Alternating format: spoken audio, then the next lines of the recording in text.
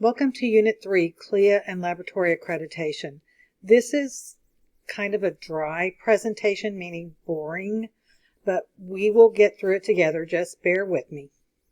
Once you graduate and you're an actual laboratory practitioner, it is crucial that you have knowledge of the Clinical Laboratory Improvement Act, also known as CLIA, as well as overall knowledge of laboratory accreditation, because you will be involved in these processes when reaccreditation occurs.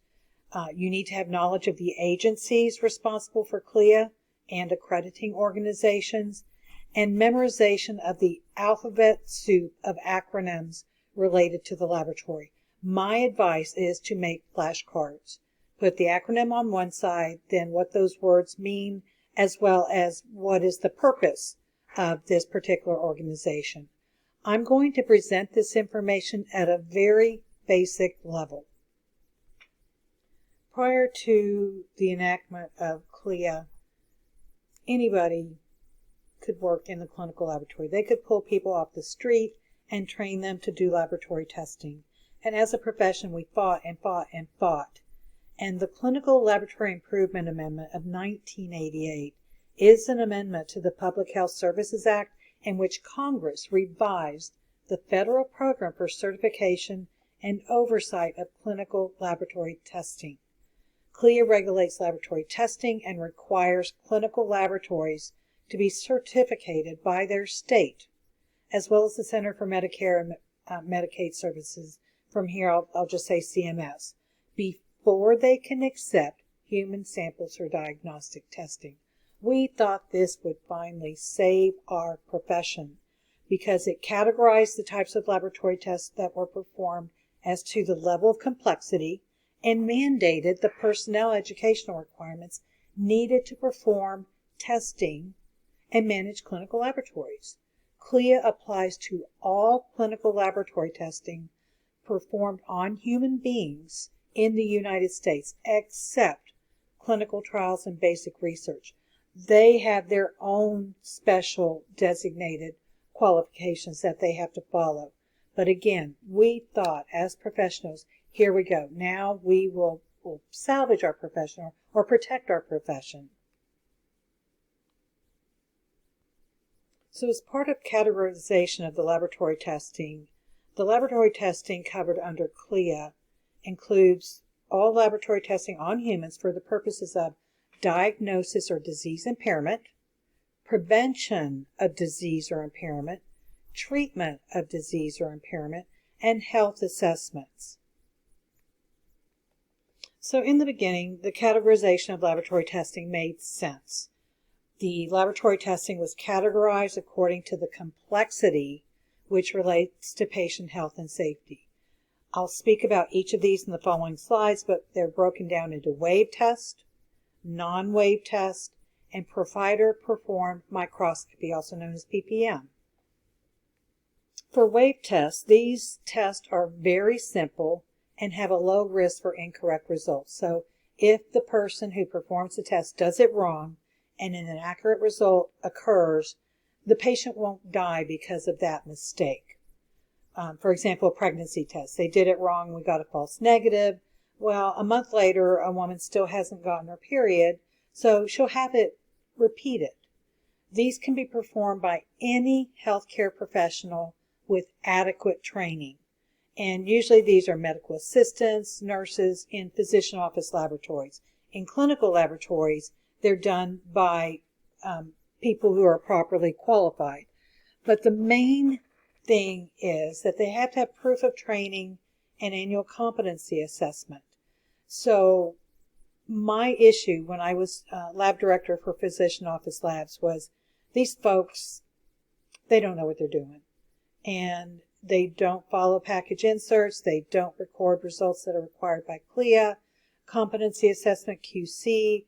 But again, these tests are so easy that even if an error is made, and think of a strep test or a flu test, if the test is negative, just because the test is negative doesn't mean you're not sick.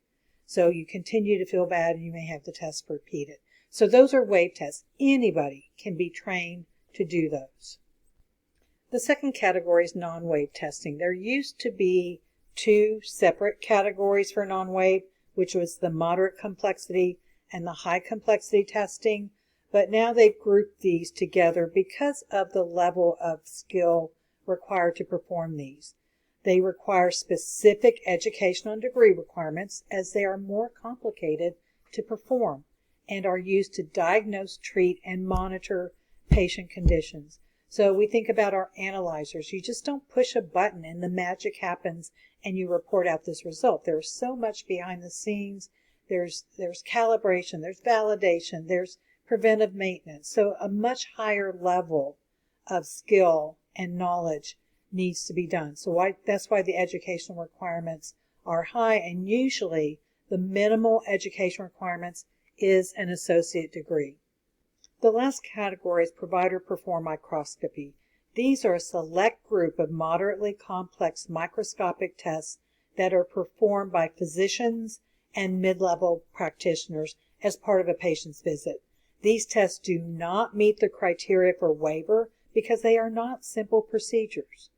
PPM includes microscopic examination of urine, skin scrapings, and excretions. Very few doctors will do this PPM because it does require proof of training and competency. So now we're going to get into the more confusing aspects of laboratory medicine.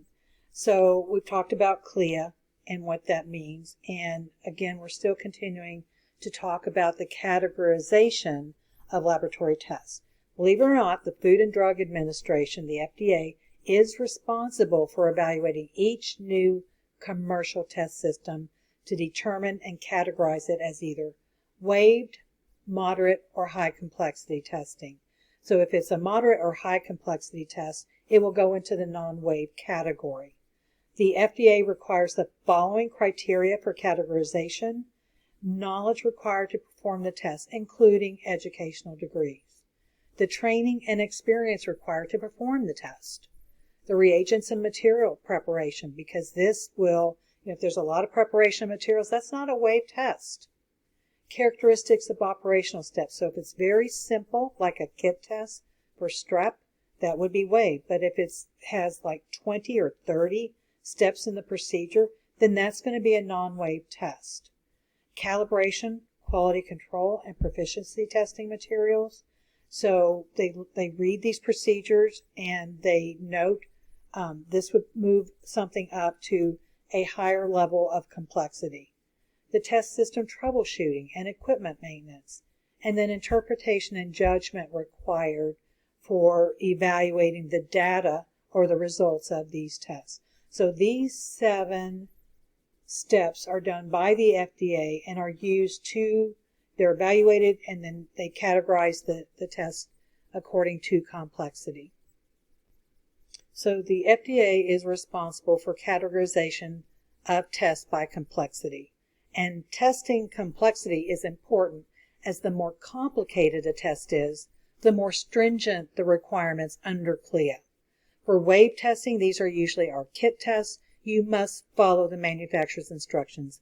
And I was lab director of a physician office lab, and these medical assistants and nurses just don't get it.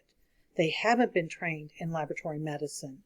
And oh my gosh, they weren't following the manufacturer's instructions. If it says that you have to read the results at 10 minutes and now it's 12 minutes, you can't report that test out. You have to repeat it. And quality control and recording results. Oh my gosh, they were just a mess. So again, you need to have a training program for individuals that go through each kit test and have them properly trained in how to do those tests. In non-wave testing, this is those moderate and highly complex tests. These are subject to inspection and must meet the CLIA quality system standards. So these include proficiency testing, in which you subscribe to a manufacturer who sends you unknowns on a regular basis, and you treat these as patient samples, submit the results, and you're graded. Quality control, these are reagents that mimic normal and abnormal patients, and these are run before patient samples to make sure our instrument is working properly. And then the personnel requirements. CLIA will mandate what the educational level of your staff must be. So these are the start of your flashcards. So federal agencies responsible for CLIA, there's 3 of them.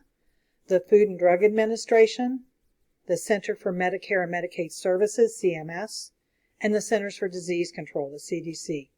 Each of these agencies has a unique role in assuring quality of laboratory testing, which are discussed on the following slides. As we discussed earlier, the FDA is responsible for the categorization of tests based on complexity. They will also review requests for waiver by application, and they develop the rules and guidance for CLIA complexity categorization so that whenever a new test is submitted for evaluation, they have this checklist that they go through to determine whether it's a waived or non-waived test. The Center for Medicaid and Medicare Services, CMS, they are the individual organization that issues laboratory certificates. They will collect the user fees because depending upon which type of certificate you have, there's an annual fee that you must pay. They are responsible for conducting inspections and enforcement. Center for Medicaid and Medicare Services, CMS, is the governmental agency that issues the laboratory certificates, the actual CLIA certificates. They will collect user fees. There are fees due every year in order to maintain your certificate.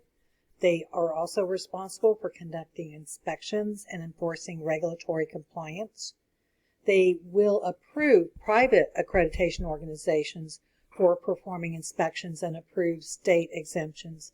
So instead of CLIA inspector coming out, you can contract with other organizations that perform accreditation services. They monitor laboratory performance on proficiency testing, and they approve PT programs.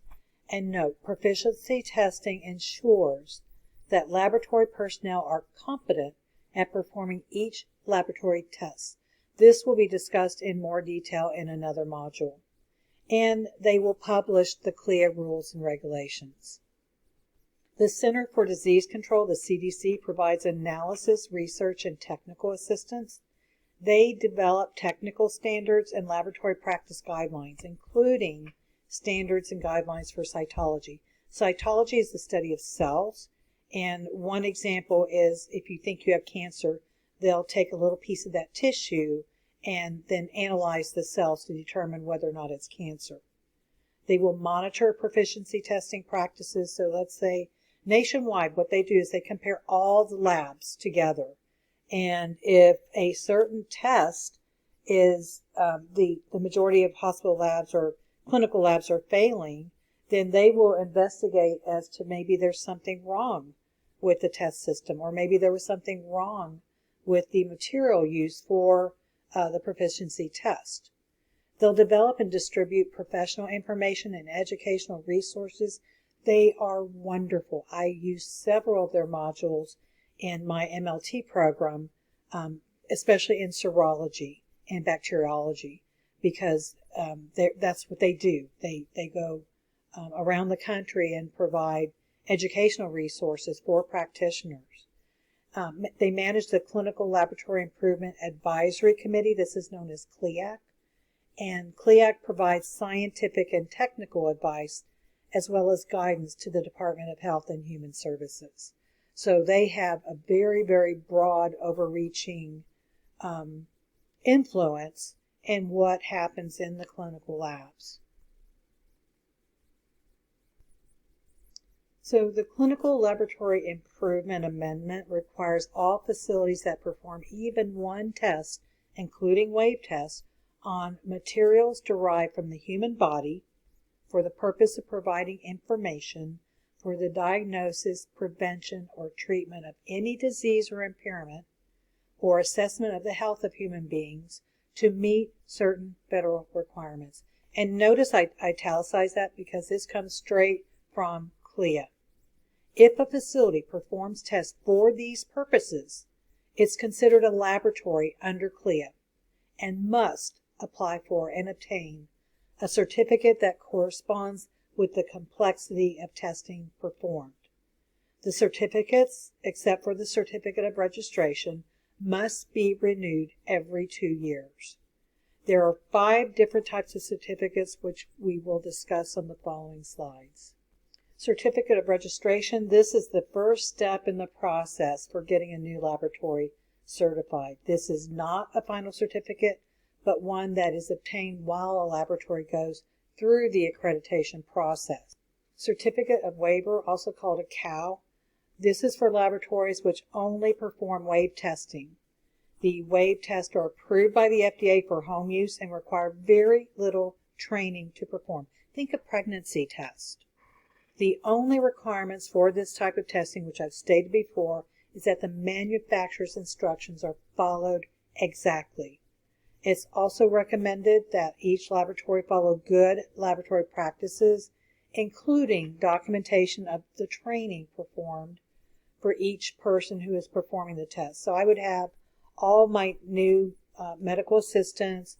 I have a training form which listed all the wave tests that we performed, and I would teach them how to do each one and then observe them doing.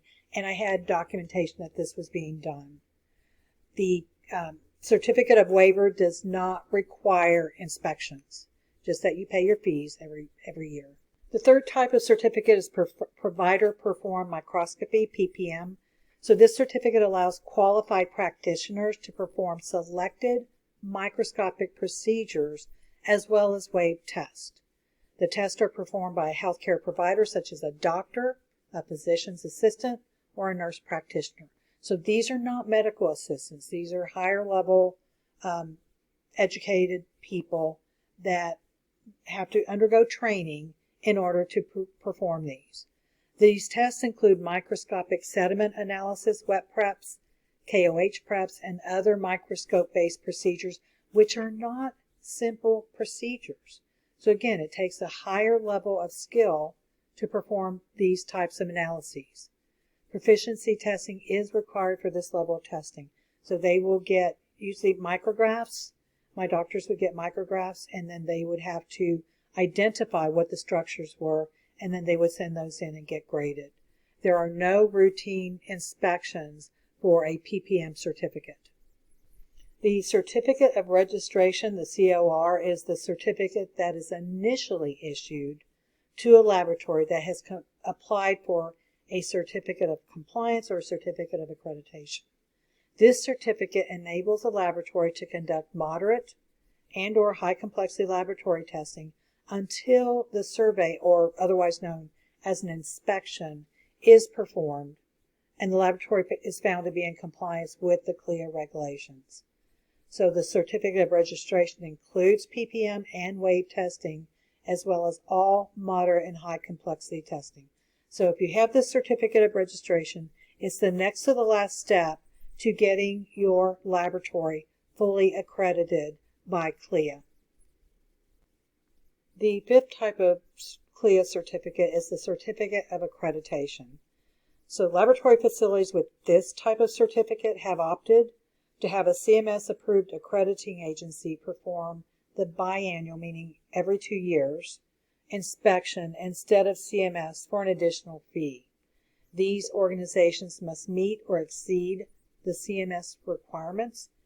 These facilities must follow the accrediting agency's guidelines in addition to the federal regulations. Occasionally, a validation inspection is conducted to evaluate the accrediting agency inspection process. So what this means is, rather than have CLIA come out every 2 years, we have other organizations approved by CLIA for inspecting laboratories to come do the inspections. And usually the ones I've been familiar with, COLA and CAP, they are very well designed. They let you know exactly what they're looking for, what you need to do to prove that you are in compliance with CLIA. The final topic of discussion is laboratory accreditation. Whether you're selecting a college, a training program, or a medical testing laboratory, one of the key factors to consider, are they accredited? For example, the MLT program is accredited by the National Accrediting Agency for Clinical Laboratory Sciences. That's important because that means we have met the gold standard for training MLT students.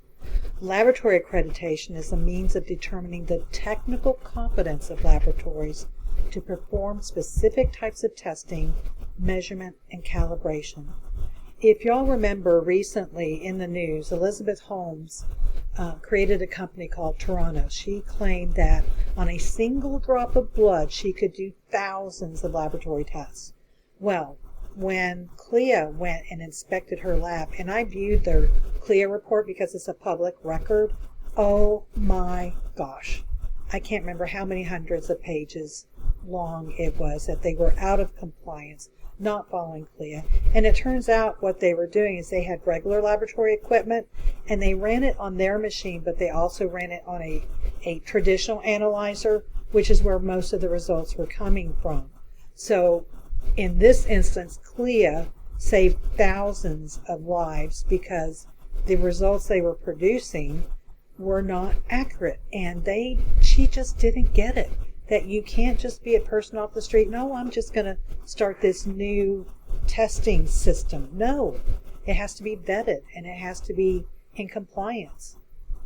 So CLIA mandates that clinical laboratory tests must be accredited.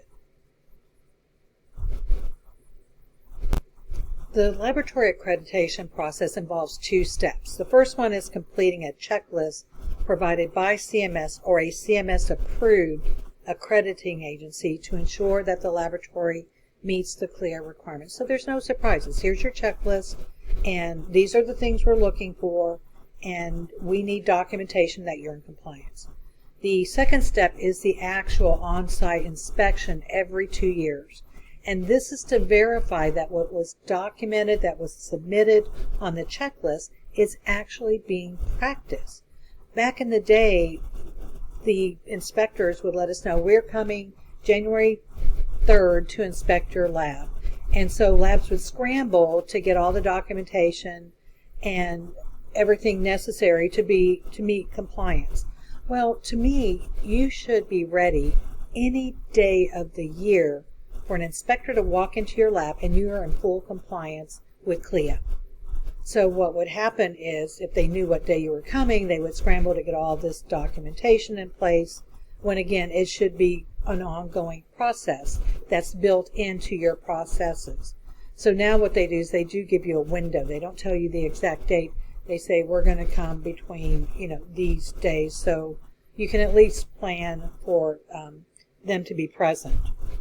The Centers for Medicare and Medicaid Services has the primary responsibility of overseeing the CLIA program, because laboratory testing for Medicare and Medicaid patients, we want to make sure that it's accurate. The government is paying for these tests, and we need to make sure that the patients are being well taken care of. Laboratories with the COA must be inspected by CMS or a CMS-approved accreditation organization every 2 years. And the CMS-approved accrediting agencies must have a process that's equal to or more stringent than the CLIA process. There are 7 CMS-approved accrediting agencies which perform inspections. The accrediting agencies used by most clinical laboratories are either COLA or CAP. So let's talk about the first one. It's called the AABB, and that's what it is, AABB. But it used to stand for the American Association of Blood Banks. But because this is now an international organization, it's just called the AABB, which makes no sense to me, but it matters not.